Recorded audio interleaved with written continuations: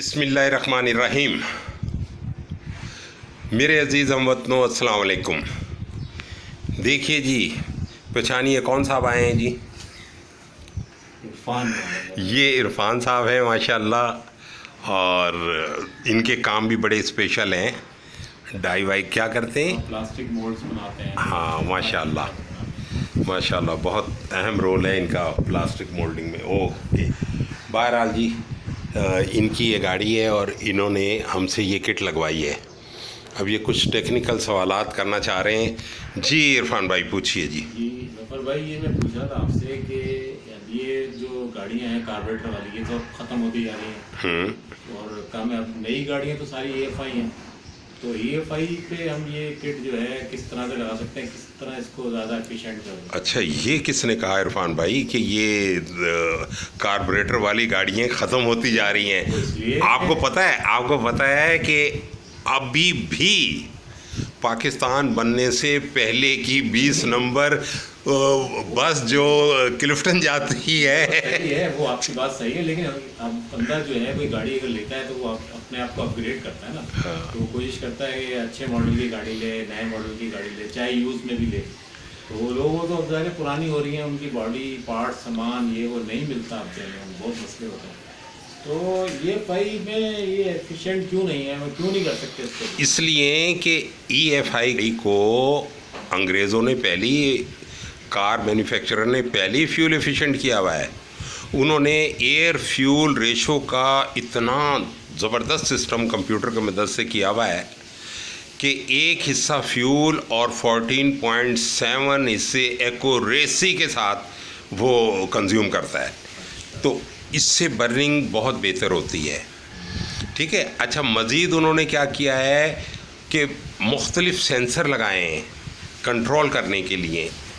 Oxygen को control करने के लिए ऑक्सीजन सेंसर लगाया है, कहीं मास फ्लो सेंसर है, कहीं कुछ है। बहरहाल अगर आप देखें ना, बहुत सारे सेंसर होते हैं गाड़ी के अंदर। तो कार मैन्युफैक्चरर तो ये कहते हैं कि 150 साल बाद हम इस काबिल हुए हैं कि कंप्यूटर की हेल्प से हम गाड़ी को क्लीन एनर्जी पे चला रहे हैं। यानी क्लीन एनर्जी है, बिगड़ा हुआ रेशो नहीं है वो एयर और फ्यूल का। तो उसके लिए इन्होंने कैटालिक कन्वर्टर भी लगा रखे हैं, जाली।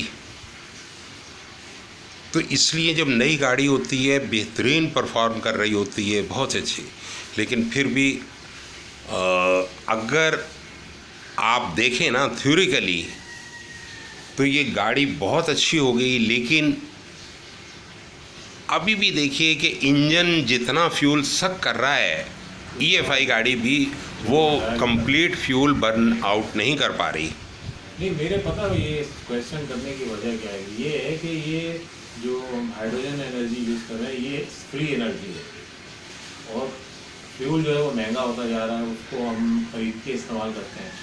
तो हम क्यों नहीं 70% जो है हाइड्रोजन को यूज़ कर लेते हैं और 30-20% पे आ जाएँ फ्यूल पे, ताकि हमारा जो जेब पे भारी पड़ रहा है इस टाइम, फ्यूल बहुत महंगा है, वो हमें इस तरह से हम क्यों नहीं कर सकते? इरफान भाई, ये खाम ख्याली है कि ये हाइड्रोजन जो है ये फ्री फ्यूल है। देखिए, आप मुझे ये बताइए, सोना महंगा है या पीतल? सोना महंगा। ठीक है, तो ये रॉकेट फ्यूल है। हाइड्रोजन जो है दुनिया का बेहतरीन ज़ीरो कार्बन फ्यूल है। ये बाकी जितने भी हाइड्रोकार्बन फ्यूल होते हैं उसके अंदर कार्बन का एक अंसर होता है। तो आज भी अगर अमेरिका की मार्केट को आप चेक करें तो वहाँ 1 गैलन पेट्रोल 4 डॉलर का है, लेकिन अगर आपको 1 kg हाइड्रोजन ख़रीदनी पड़े तो वो 16 से 18 डॉलर की है। अच्छा, तो महंगा हुआ ना? महंगा तो हुआ, लेकिन हमारे जो आप प्रोसेस जो है जिससे ये बना रहे हैं जी, ये तो ये भी फ्री नहीं है। देखिए, जब हम पानी को ब्रेक करते हैं ना, तो हमें पानी में से DC वोल्टेज गुजारने होते हैं, करंट गुजारनी होती है, और जितना ज़्यादा एम्पेयर हम गुजारेंगे उतने ही ज़्यादा HHO गैस बनेगी। ठीक है, आप या यूँ समझ लीजिए कि अगर हमें 1 लीटर पर मिनट HHO गैस बनानी है ना, तो उसमें हमारे तकरीबन 22-25 एम्पेयर बिजली खर्च होती है। तो ये बहुत ज़्यादा वो है।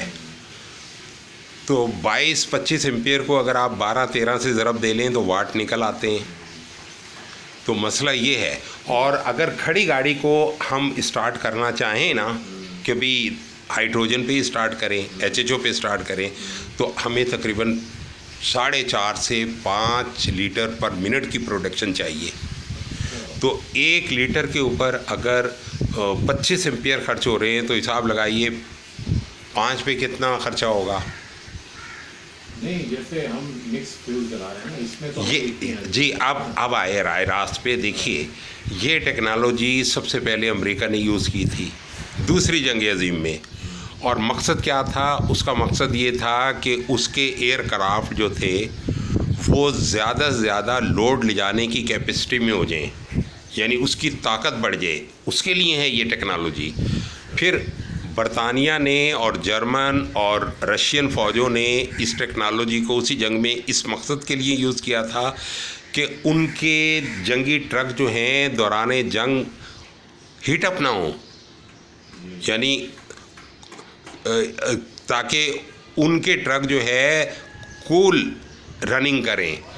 ठीक है, फ्यूल सेविंग का तो उस वक्त तस्वर भी नहीं था। मैं आपको मज़े की बात बताऊं कि 60s में हमारे चचा जो थे ग्वादर में आगा खानी हॉस्पिटल में टीचर थे, तो वो यहाँ कराची से किश्ती में जाया करते थे। तो एक दिन उन्होंने ख़त लिखा हमें, उन्होंने कहा कि भाई यहाँ किसी को अगर मिट्टी का तेल, पेट्रोल या डीजल चाहिए ना, तो ये घी का कनस्तर जो होता है 14 लीटर का, ये 12 आने का मिलता है यहाँ। लेकिन अगर नहाने के लिए आपको पानी चाहिए मीठा, समुद्र के पानी में नहीं नहा सकते, मीठा पानी चाहिए तो 1.5 रुपए का है। तो ऐसा वक्त तो पाकिस्तान में भी आया है कि पेट्रोल महंगा। हाँ, तो अब आप समझिए कि ये टेक्नोलॉजी करती क्या है। ये टेक्नोलॉजी ये जो गाड़ियाँ हैं ना हमारी, इनमें 200 साल से ये ख़राबी चली आ रही थी कि इंजन में जितना फ्यूल इंजन सक कर रहा है उसका सिर्फ 18% ये बर्न कर पाते रहे थे। अब इन्होंने कंप्यूटर की मदद से कुछ एफिशिएंट बनाया है, तो 18 से क्या 20% कर लिया होगा, 30% कर लिया होगा। जबकि डीजल उस वक्त भी 40% था, अब 50 हो गया होगा, 60% हो गया होगा। अच्छा, डीजल पे मुझे याद आया है, डीजल पे ये हाइड्रोजन किट ज़्यादा एफिशिएंट है। हर दुनिया का कोई भी फ्यूल हो उस पे ये एफिशिएंट